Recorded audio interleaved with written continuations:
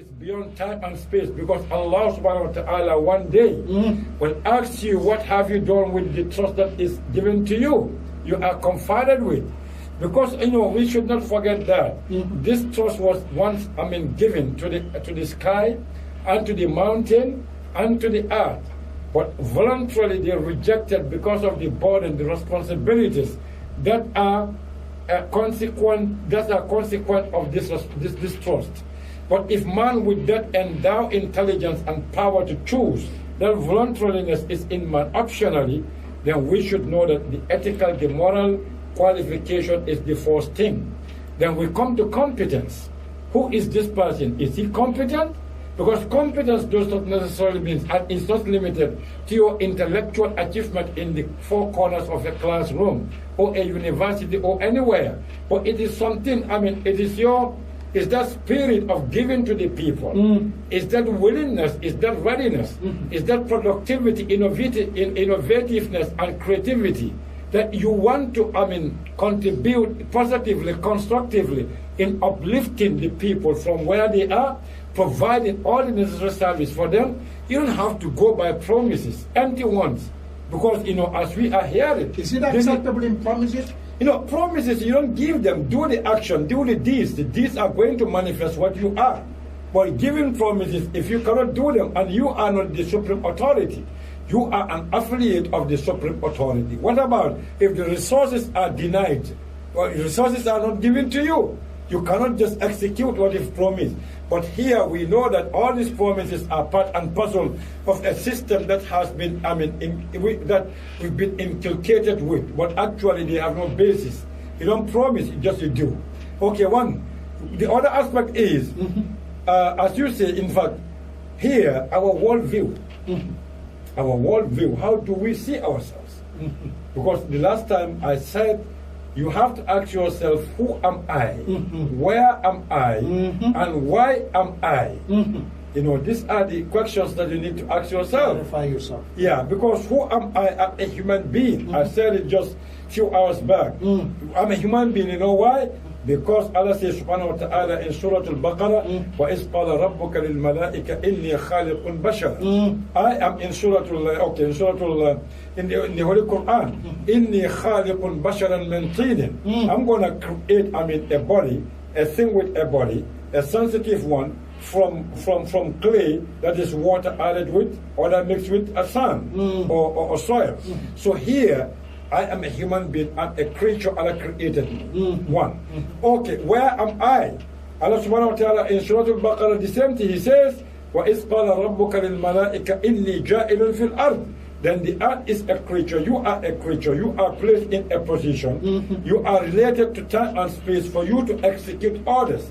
You are a deputy of Allah subhanahu wa ta'ala. So appointment was not start from the people. Exactly, no, here, the individual basis of your existence and responsibility. There is no vicarious responsibility in Islam. The father does a crime and the son is beaten because of that crime. No, because there is an individual responsibility. Because Adam alayhi salatu wasalam, when Allah subhanahu wa ta'ala created him, وَعَلَّمَ آدَمَ الْأَسْمَاءَ كُلَّهَا, giving whatever he wants for him to be in a position, to be qualified, to be given all the potentials, intellectually, physically, and spiritually, for him to be able to execute what Allah has given him to do. Allah has ordered him to do on this earth. And the most important thing of that is, one, at-taqwa. What freedom is given, education, knowledge is given, then taqwa is, enjoined for him to be a taqwa person. Taqwa means, that's why when Allah asks him, uskun anta wa zawjika al-jannah, stay with your wife in the garden. Here comes taqwa. وَكُلَا مِنْهَا رَغَدًا, eat whatever is there. وَلَا تَقْرَبَا, don't. Do and don't. In between these two poles, or these two extremes, you have that dynamic, forces that are acting anti or positive. That is centrifugal and centripetal forces. Pulling and pushing is where you have the dynamics of taqwa. So taqwa is here. Is just standing in the middle between two extremes. So for that matter, taqwa is so important in this equation, either appointing somebody or electing somebody. So khilafaship is taqwa, and intelligence and knowledge. And knowing that who you are, where you are, and what you are. To know your limits. Yeah, you know your limits because you've given some limits. There is a boundary set and drawn, demarcated clearly for you. There is no confusion in that. So that's why your worldview is very important in knowing who you are, why you are, and why you are entrusted to do that. So this is our problem. In fact, in Islam, most of our problems come because we do not have an independent, defined, and definite worldview. Somebody we do not know. We are following a footstep that we have no trace in our own culture and in our own civilization. We are thinking with the mind of somebody who is completely alienated from our reality. We are even doing things the way that somebody has taught us to do. We are not doing what we are supposed to do. This is a very, very serious problem in the mental framework of the Muslims generally. So that's why when we use the Quran in Surah Al-Baqarah, verse 27 to 39, you have an entire comprehensive and all-inclusive worldview. If this is properly and constructively given and applied and just made into a model, I tell you, my brother, you see the world very clear. You see life, the meaning is fully understood. You see time and space, and you know the value and the essence of whatever is being done. So, but unfortunately, whatever we are seeing, the framework, the boundaries are not delineated, they are not demarcated, they are not clear. That's why sometimes we are just falling in pit holes. We don't know how to come out. So for that matter, as you say, because when we say Islam, it's peace, it's tranquility, it's comfort, it's steadiness, it's steadfastness. You know, it's every positive, aspect that you can think. Every positive thing is Islam. Because when you say Muslim, it's something that, prevents harm to come onto others. It's somebody who is peaceful. It's somebody who reciprocates. It's somebody who is sharing, caring. It's somebody who is endeavoring. Is somebody who is experimental, analytical, critical.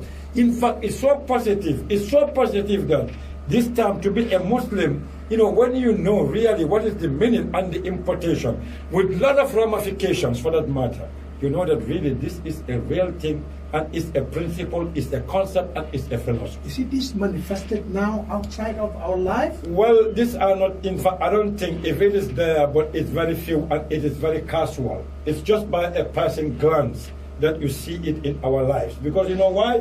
Because it is out of our own lack of understanding, a highly despicable inadequacy of understanding of what is Islam. We limited this big body of a system of living and life into the four corners of a mosque. That is the 5 pillars. That's the only way we just manifest these things. But this thing is a system of living.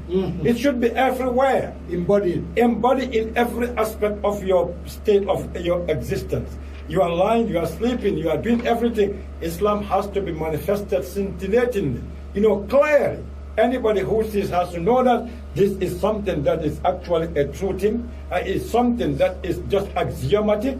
It's something that is there just to uplift mankind from that slumber level to a higher level spiritually, materially, in every meaning of the word. So come from that statement, it looks like we are in serious trouble. It's another point that we can dilate on. Yes. Really, we are in trouble. We are in serious trouble because what I'm hearing from what you are dilating now. Yeah.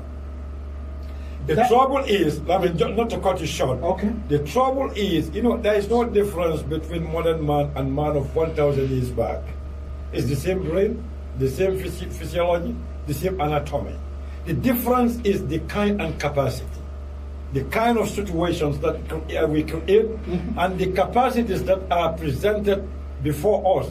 Because the capacities, the means that are available to us now, no, we are not available to the man of old. Before. So for that matter, the problems are the same. There is always a problem created by man as a result of his IQ intelligence, his power to control nature.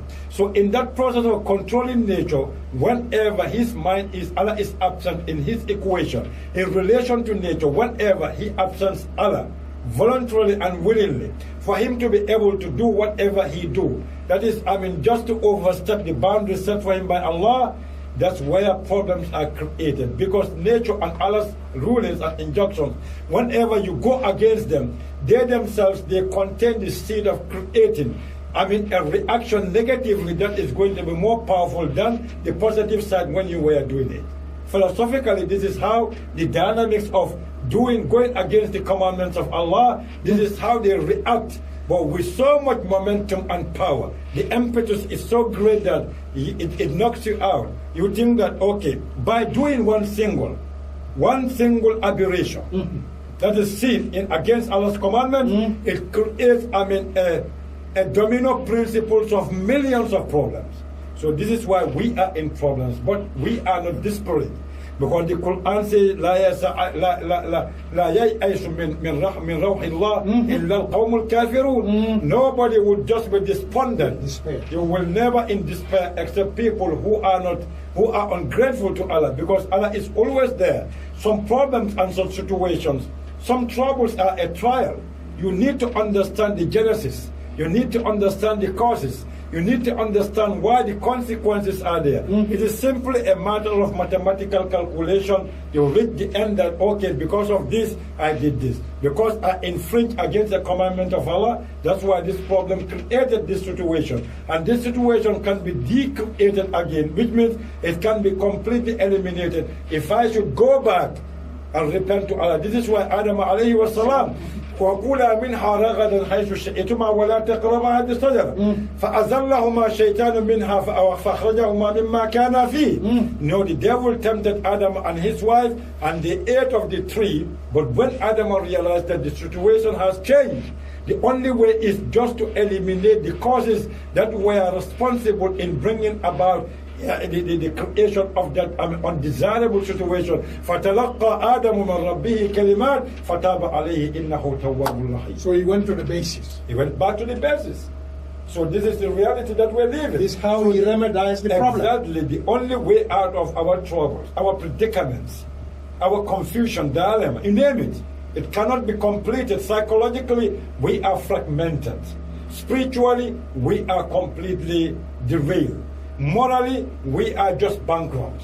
When you come to physically, we are the sickest beings on this earth. We are completely diseased people. So for that matter, we need to go back. We go back to Allah's way. When we go back, everything will just be eliminated.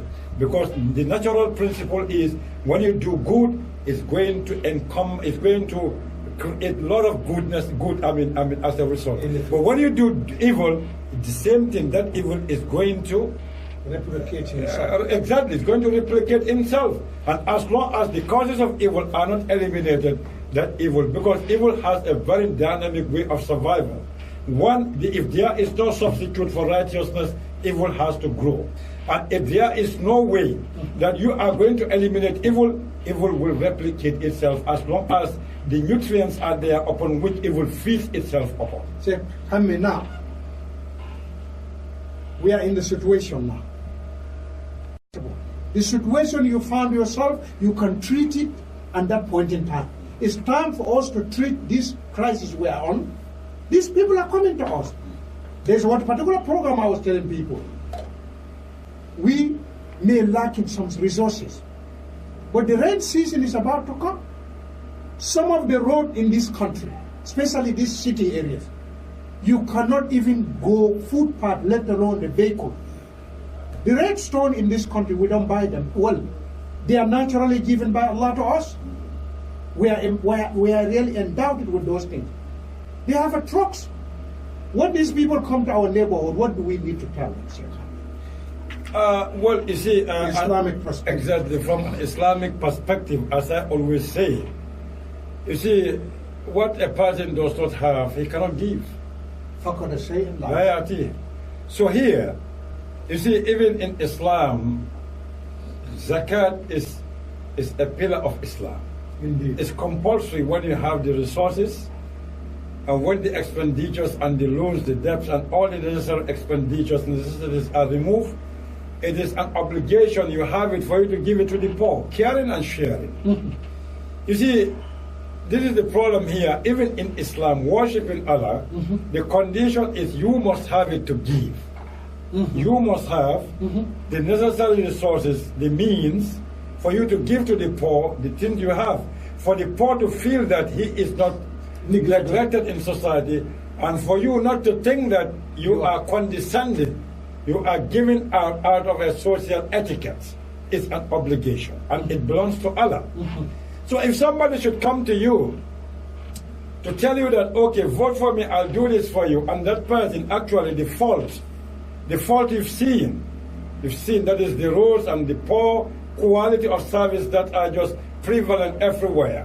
That person has lived this and he has seen it. But he is saying that he wants to reach a position whereby he can redress the problem. He can just go and just create a situation that will just lead to the treatment of that problem. But look, if that person does not have what you require him to give, why should you allow him? Why should you put him up there? One thing.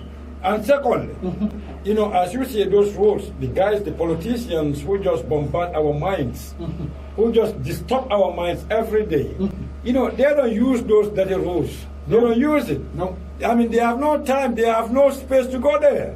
So for that matter, they don't really know how the poor man live. They only go there. That's why today the best political condition for anybody to run for public office Islamically, from an Islamic perspective, is make sure that you are that you are conscious, fully conscious that you are the servant of people, because Allah subhanahu wa ta'ala requires you to deliver the trust. This is why Allah subhanahu wa ta'ala says, إن الله يأمركم بالعدل والإحسان وإيتاء ذي القربى وينهى عن الفحشاء والمنكر والبغي يعظكم لعلكم تهتدون أو تفلحون. But at the other time, إن الله وإذا حكمتم بين الناس أن تحكموا بالعدل. That is, the ayah is إن الله يأمركم أن تؤدوا الأمانات إلى أهلها. Allah is just enjoining and commanding you to deliver the trust to people who are entitled. So anybody who is aspiring to occupy public office Islamically, that's what I mean. But this is an element that is completely absent in our calculation of manning a public office. They say I am in because there is a material advantages, but the spiritual and the reward that is coming, they don't even give their mind to that. So inna Allah ya'amurukum an tu'addul amana. To give, to deliver, to execute the trust that is entrusted to you, to the people who are entitled. But you are just aspiring, working very hard day in, day out, promoting to go there. But when you reach there, can you do it? Ask yourself in complete solitude, in your communion with yourself and with Allah. If you cannot do it, just resign. I always say it. The consciousness that is present when the problem was being created can never emphatically be the same consciousness that will be able to provide a solution to the problems that are entrenched in that community or society. So they just wasted their time. They do. To support my claim is Allah subhanahu wa ta'ala, whenever He sends a messenger or a prophet, you see Muhammad sallallahu alaihi wasallam, there is no aspect of his life where we cannot just glean. I don't mean only a doctorate degree, but I mean academia, entire universal academia. One, when Allah sent him subhanahu wa ta'ala for 23 years, 10 in Mecca and 10 in Medina. After the completion of Revelation, the last verses, he was a consciousness, the best of the conscious minds that Allah created. But because that consciousness was just created to deliver the message, that consciousness has to go back. The next consciousness that has to just propagate the deen is the companions. The companions have to be there almost for 45 years. That was a knowledge transfer. Exactly. Knowledge transfer, intergenerational transference of knowledge. Where's the that companions have to go. And the third one until we are here. And before us, our predecessors, the great preachers here, all of them shared and they delivered their part of the quota of their trust and they had to go. So we are going. So it is a conscious level that is in charge of either giving or taking, but otherwise, if one consciousness was absent or present in the creation, was part and parcel, elemental or even active in the creation of a problem, that the same consciousness can never be able to provide solution for the problem. I remember in the criteria of Islam, the Prophet ﷺ, when somebody comes to you and asks your hand for your daughter, he gives the criteria, what do we pick to really give our daughters? 3. Yeah. Nonetheless, I know in leadership, something too has been mentioned on that as well. Yeah. We are in that situation now.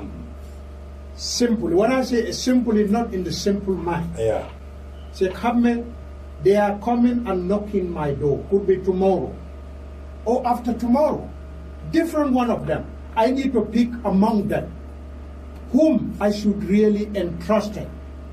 Because even interestingly, Islam has given so much to this world when it comes to the governance system.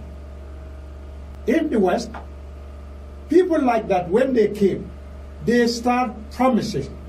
The first question they will ask you, where all this money is coming from? Can you tell us, where will you get all this money from? What you going to do? From there, they will analyze. Is it that money is really there or not, like what you mentioned? The one who does not have cannot give what is not there. Yeah. So what do I really pick from this? You know, okay, the criteria, as you mentioned, everything is based on criteria. Indeed. Well, criteria, is based on, the appreciation of the person who is laying down the criteria.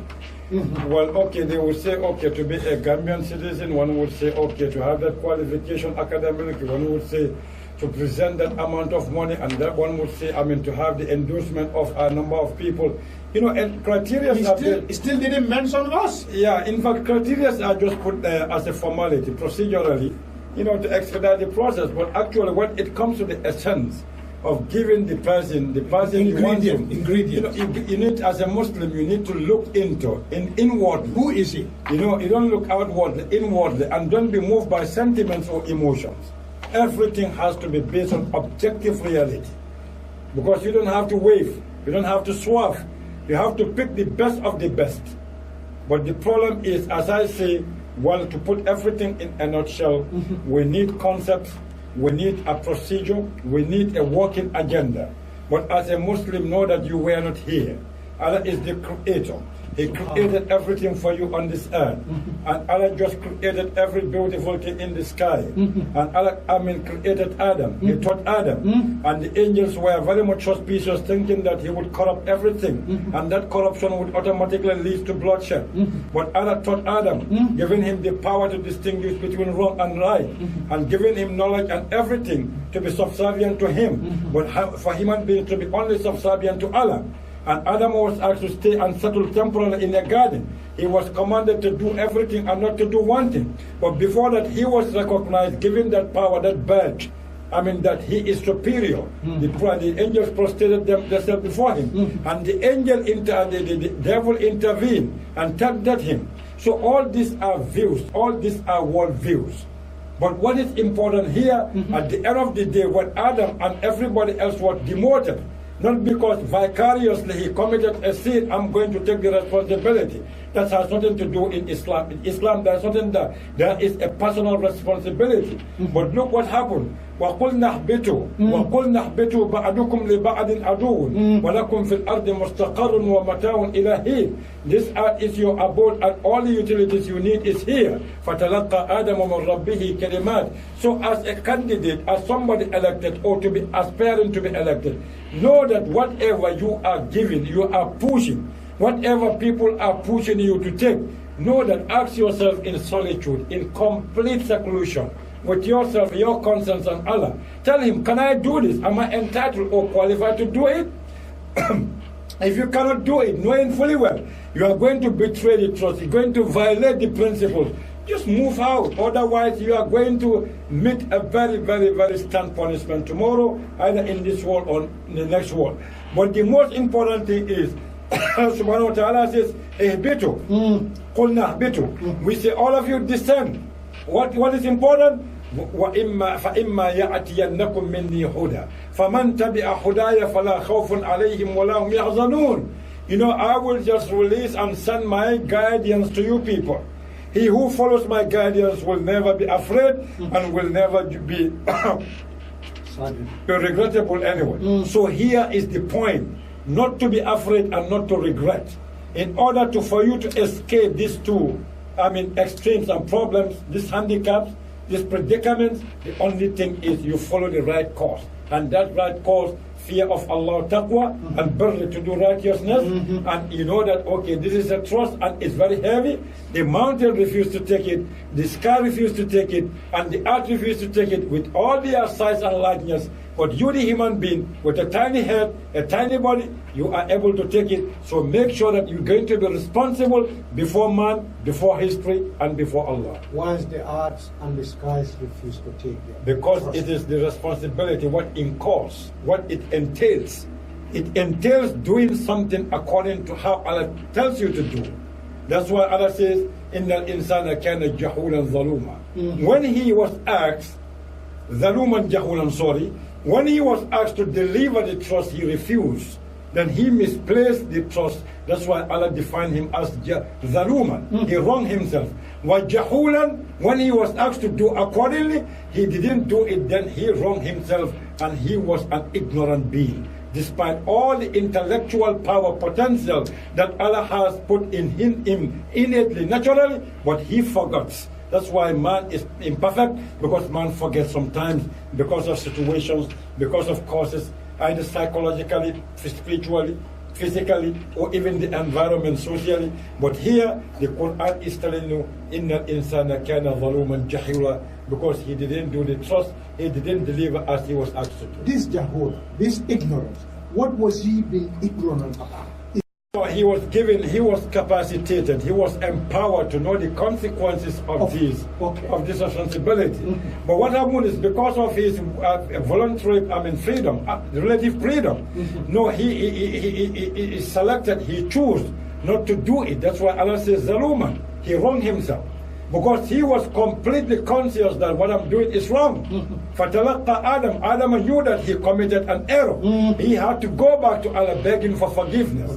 So here, this is why Allah defined him as Zaluman, he wronged himself. He should have, placed the trust somewhere, but he misplaced the trust somewhere else, in time and space, and against his own humanity. From there, he says, Jahulan in the emphatic. In fact, this is called the exaggerative form of the noun. The exaggerated form of the noun or the verb or the definition. That is Zaluman Jahulan. He is completely and in-depth ignorant. Because he should have known that, okay, if I do not do this, an example is if a camel or a donkey or a horse belonging to man is not running fast as man desires, what does he do? I think he beats the camel. He knows that it is not in his advantage for the camel to slow the speed. So he knows that if I just go against the principles of Allah and the commandments, this is going to be the consequences. So Allah actually has given him everything to know that this is going to be reward. But against that, he committed it voluntarily. He committed the wrong willingly, knowing fully well what it entails whenever he goes against the commandments of Allah subhanahu wa ta'ala. Sheikh Hamme, he seemed to be, I do not know the people who are aspiring for public offices. They are in depth knowledge of the questions, not in this life. I will give them a very good sincere advice and a guideline and a way of how to go about the business, whether they're successful to be elected or not. And once a politician, always a parasite. When you say parasite, what? Once a politician, always a parasite. This is a real axiomatic fact. Because if politics is taken as a profession, subhanallah, politics is taken as a profession, not a conviction of changing the lot of the people. I'm getting you now. You understand? Then it becomes a parasitic life. You live on the ignorance and promises of people. You build castles of people in the air. What you cannot do, that's why I say what you don't have, you can give it. So when a professional politician calls himself a politician, be very careful. He is, what I call it, a pathological parasite. A parasite that will never change its form of parasitic living. So for that matter, I would like to give my sincere advice to people aspiring for any office, whether it is public or private. In Surah Al-Sad, verse number 26, Allah subhanahu wa ta'ala calling the attention of a very powerful king, God-fearing king, a king whose whole life was dedicated in establishing the will of Allah subhanahu wa ta'ala among his people, is called Dawood. Allah says, Ya Dawood, Inna ja'alnaka, we made you, we've made you. We've transformed you from nothing to a king. Inna ja'alnaka khalifa, as he said to Adam, to the angels. Here he's talking directly to Ya Dawood, but in the case of Adam, he was talking to the angels. He says, Inna ja'alnaka khalifa. Khalifa means somebody who is there to execute something. That execution and the impact of those laws and commandments are to be impacted first and foremost upon himself. It has to be manifested upon himself before it is manifested to any other person. Inna ja'alnaka khalifa, khalf, because I'm not there, you are there. You're going to do as I command you to do, because we entrusted our mandate to them. So we are not in the office, they are there. The budget, the money that flows in and out, we don't see them, they see them. So this is the influence, the power. So that's why Khalifa is very interesting. Contextually, it's coordinative, and it is very much apt in this verse. Inna ja'alnaka khalifa fil ard, fahkum bayna nas. It's not only arbitration in the court of law or in the law courts. It is a matter of fahkum. Hukmu means judgment. Hukmu means to give your opinion. Hukmu means to be wise. Hukmu means knowledge. Hukmu means to teach. Hukmu means to manifest. Hukmu means to demonstrate practically what is true and what is a fact. In body, in everything. Fahkum bayna nas, between people bil haqq, in something that is well established. No, bil adl. Because no, he didn't say bil adl because prophets are righteous people, but bil haqq, something that is stable, something that is well established, something that is the truth, something that yields the truth, something that gives to each according to his right, something that gives to each according to his responsibility, something that tells somebody who is wrong you are culpable, somebody that tells you that you are on the right course, somebody who changes your view, somebody who changes people, somebody who reconciles, something that makes people brothers and sisters, somebody who makes society cohesive, something who bring a concept that brings people together for them to worship only Allah subhanahu wa ta'ala and execute whatever to their ability, to their level, that to their understanding what Allah subhanahu wa ta'ala has asked them to do. I wish the right people are listening to this. We hope, but we expect the worst at the same time, because when they are listening sometimes they will say, we are going to say what Allah asks us to say. To relieve yourself from the responsibility. Yeah, because the responsibility tomorrow, I will not be able to stand before Allah to ask me, why didn't you say it?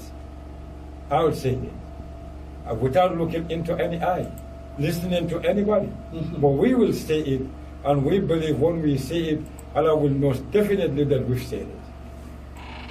Sheikh Hamme, I know our local listeners have been missing us for a little while. We have almost about 4 minutes. In summary, because the people who are watching us around the world, they are not going to vote here. They are watching us, hearing us. But local dialects are the ones the politicians are really knocking their doors for the council election. It's very relevant for them to hear the language we use. And so what we do is... So in summary, Sheikh Hamme, Islamu ay munefu tombondiro to nyaton ko mi yalon ko iba to monna bismillahir rahmanir rahim Sheikh wala ñinen karo to nyalom katunya jube sat banko kono jam mine kala moy jama'u mollati mine kawo moy kamin susu be kawo men susu ne ko mo fala akaboy jusole kono bari kawo men karan ni ba fala akaboy hakilo le ko e manke ko kilo wat so men bota juso to wala ka futa men bota hakilo ta ka ta hakilo le wala sabu qur'ano kata ni le kam ni biya mo bonni ni ko la ka futa ni le kam Allahu akbar wala tin namba fulam wole ko nim mona ta ko lafta yem pa ko funna futa nim pala so to folo a korosi ban fomin akwabe min kere ya babulu ba sembo bala fero bala ban fulanja wa ajube ban fo mari jiko abenda ban halina tara ita man dine jiko jube bar ila ada kende jiko mari jube ban fo jiko ni wo benta ban sabanja wo mari korosi ba anim mo kunda be nyaadi le janding ada nim palaso nyine la adim mo kunda be nyaada anim mol kata nyaadi le katu momi ya fangwara moti momi buka mol korosi momi ya maratelo mo moti mol manke moti ni wona da place hinola albe min kala doro alban kota alya mo ko kaita katu o mari mafu mo ya kele ni rek man sali wala wala ete ka kemelente kenya bondala koto walatin na momo inyanta molu lonna le jannibe place o nyine ni molu lon ni an soto wato minna mol ka fole kada yen londe otombatu na kenen palaso mol lon nyaadi mo ni balon ne ka ku kendo le dila o ku kendo tandila e ku kendo foye e ku kenya kendo foye e kakala mol susu a susu mo menete kakala so mol latinete ka domo mol kakali kalite tino tinedo ni no problem wote membe sate kono sabanya mo menti wala nani njaw wala akorosi bandimmo ala hadamadi ya to la ado kona mo nyaadi lati